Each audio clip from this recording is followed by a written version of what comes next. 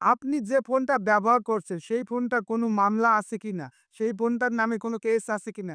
সেই ফোনটা চোরাই কিনা? সেই ফোনটা অফিসিয়াল নাকি আনঅফিসিয়াল কখনো চেক করেছেন?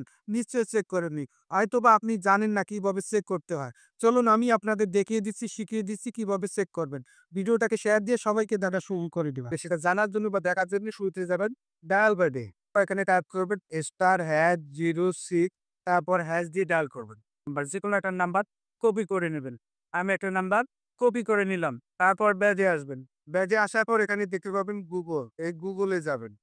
এখানে দেখতে পাবেন সার্চ বারে, এই সার্চ বারে লিখবেন হলো IMEI লিখে সার্চ করবেন। ১ম যে ওয়েবসাইট আসবে সেই ওয়েবসাইটে যাবেন। যে নাম্বারটা কপি করে আনলেন সেই নাম্বারটা এই ফাঁকা ঘরে বসিয়ে দিবেন। এই যে দেখতে পাচ্ছেন চেক, এই চেক অপশনটা ট্যাপ করবেন। এরকম একটা ইন্টারফেস আসবে, একটু নিচের দিকে আসবেন। একবারে শেষের অপশনটা দেখতে পাচ্ছেন লস্ট ডিভাইস, এখানে